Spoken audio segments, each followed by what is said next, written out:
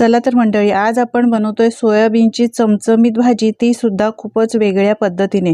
तुम्ही कधी या पद्धतीने बनवली नसेल तर एकदा नक्की करून बघा, खायला खूपच भारी लागते। चला तर रेसिपीला सुरुवात करूयात। तर ही भाजी बनवण्यासाठी सगळ्यात आधी आपण एक वाटण बनवणार आहोत। यासाठी मिक्सरचं भांडं घेतलंय। 2 टोमॅटो रफली चॉप करून घ्यायचे, ओबडधोबड चॉप करून घेतलेत, कापून घेतलेले आहेत, मिक्सरच्या भांड्यात घालायचे। यानंतर मी 2 कांदे सुद्धा असे चिरून घेतलेले आहेत। लहान कांदे होते म्हणून 2 घातले, मोठा असेल तर एकच कांदा घाला। 1 इंच आल्याचा तुकडा, यानंतर 10-12 लसणाच्या पाकळ्या घातल्यात। लहान होत्या म्हणून जास्त घातल्यात, मोठ्या असतील तर 4-5 घाला।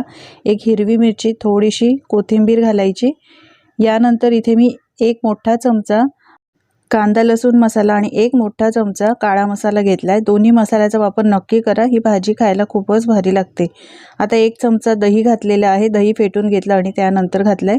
दही घालताना आंबट दही घेऊ नका, गोडच दही घ्या, म्हणजे सकाळी लावलेलं संध्याकाळी वापरू शकता अशा पद्धतीचं दही घ्या। थोडंसं पाणी घातलंय यामध्ये। आता झाकण लावून मिक्सरला एकदम बारीक वाटून घेऊया। तर हे बघा, वाटण आपलं तयार झालेलं आहे, एकदम बारीक वाटून घ्यायचं।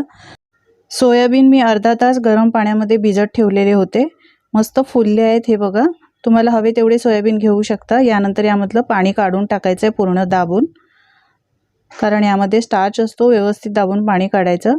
सगळ्या सोयाबीनचं मी पाणी काढून घेतलेलं आहे। हे बघा, मस्त असे मऊसूत सोयाबीन तयार झालेले आहेत। हे बघा, छान फुलले आहेत, भिजलेले आहेत। तुम्ही साध्या पाण्यात पण ठेवू शकता भिजत, तरी देखील हे चांगले फुलले जातात। चला तर आता भाजी करायला घेऊया। यासाठी इथे मी कढई गरम करायला ठेवली आहे। कढईमध्ये 2 चमचे तेल घातलं, 1 चमचा जिरं घालायचं। जिरंला चांगला खमंग सुगंध यायला लागल्यावर थोडीशी हिंग घालायची। यानंतर 1 बारीक चिरलेला कांदा घालायचा, कांदा बारीकच चिरून घाला।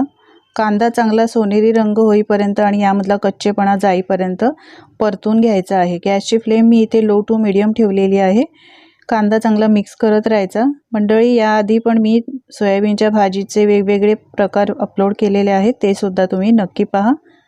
यानंतर काही मसाले घालूया। पाव चमचा हळद, 1 चमचा काश्मीरी मिरची पावडर, यामुळे याला चांगला रंग येतो। 1 चमचा धणे आणि जिरे पावडर घातली आहे। वाटणामध्ये आपण मसाले घातले होते, त्यामुळे यापेक्षा वेगळं काही घालायची गरज नाही। मसाले 1 मिनिट तेलामध्ये परतून घ्यायचे। यानंतर वाटण घालायचं आहे।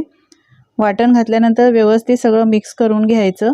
सोयाबीनच्या भाजीमध्ये बऱ्याच वेळा आपण कांदा आणि खोबऱ्याचं वाटण घालतो, ते सुद्धा भाजून घालतो, पण या पद्धतीने तुम्ही कधी हे वाटणामध्ये ही सोयाबीनची भाजी बनवली नसेल तर एकदा करून तर बघा, खायला खूपच भारी लागते। एक वेगळ्या चवीची ही भाजी बनते। मसाला चांगला मिक्स करून घ्यायचा आहे। यानंतर झाकण ठेवून 2 मिनिटं मसाला हा स्लो फ्लेमवर चांगला शिजवून घ्यायचा, कारण आपण वाटण जे घातलंय ते सगळे मसाल्याचे पदार्थ आहेत ते कच्चेच आहेत। तेलामध्ये अशा पद्धतीने चांगले शिजवून घेतल्यामुळे या मसाल्याला चांगला एक फ्लेवर येतो आणि खायला सुद्धा चांगले लागते, कुठेही कच्चेपणा जाणवत नाही। 2 ते 3 मिनिटं मसाला चांगला शिजवून घेतलाय।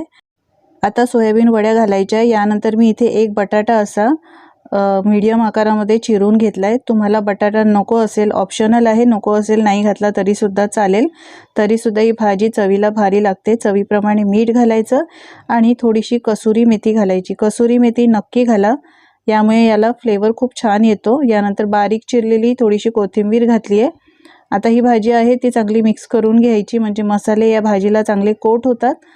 मंडळी, तुम्हाला माझी रेसिपी जर आवडत असेल तर प्लीज एक लाईक करायला अजिबात विसरू नका। आणि तुम्ही कोणत्या गावातून, कोणत्या शहरातून, कोणत्या देशातून हा रेसिपी व्हिडिओ पाहता हे सुद्धा कमेंट करून नक्की सांगा, म्हणजे मी तुमचे आभार मानू शकेन आणि मलाही कळेल ही रेसिपी कुठून पाहिली जाते। 2 मिनिटं ही भाजी मी चांगली शिजवून घेतली आहे, वाफेवर कड काढून घेतलाय। चांगला याला तर्री आली आहे बघा, तुम्ही पाहू शकता। यानंतर यामध्ये गरजेप्रमाणे पाणी घालायचं आहे।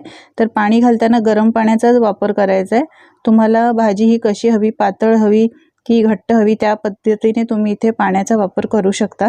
पाणी घातल्यानंतर मिक्स करून घ्यायचं आहे। याला एक उकळी येऊ द्यायची आहे। हे बघा, उकळी छान आलेली आहे। आता झाकण ठेवायचं आहे आणि 7 ते 8 मिनिटं ही भाजी चांगली स्लो फ्लेमवर शिजवून घ्यायची आहे, म्हणजे भाजीला मसाले चांगले लागतात। तर 7 ते 8 मिनिटं एकदम स्लो फ्लेमवर मी भाजी छान शिजवून घेतली आहे।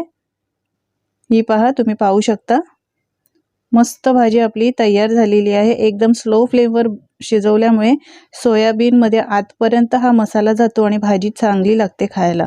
यानंतर अर्धा चमचा इथे मी गरम मसाला घातलाय, बारीक चिरलेली कोथिंबीर घालूया। गरम मसाला घातल्यानंतर 1-2 मिनटं फक्त ही भाजी शिजवून घ्यायची आहे। मस्त आपली चमचमीत सोयाबीनची भाजी तयार झालेली आहे। मंडळी, तुम्ही कधी अशी बनवली नसेल तर एकदा नक्की बनवून बघा आणि तुमचे अनुभव माझ्यासोबत शेअर करा। माझी खात्री आहे तुम्हाला ही आजची सोयाबीनची भाजी नक्कीच आवडली असेल तर मंडळी एक लाईक करा आणि जास्तीत जास्त शेअर करा। ही भाजी तुम्ही चपातीबरोबर, भाताबरोबर, डाळ नसली तरी भाताबरोबर खाऊ शकता, नान बरोबर किंवा रोटी बरोबर सुद्धा खायला अप्रतिम लागते, शिवाय पावाबरोबर सुद्धा खाऊ शकता। तर नक्की बनवून बघा आणि लाईक शेअर करा। चॅनलवर जर नवीन असाल तर चॅनलला सबस्क्राईब करायला अजिबात विसरू नका। चला तर पुन्हा भेटूया अशाच वेगवेगळ्या आणि नवनवीन रेसिपीसोबत। धन्यवाद।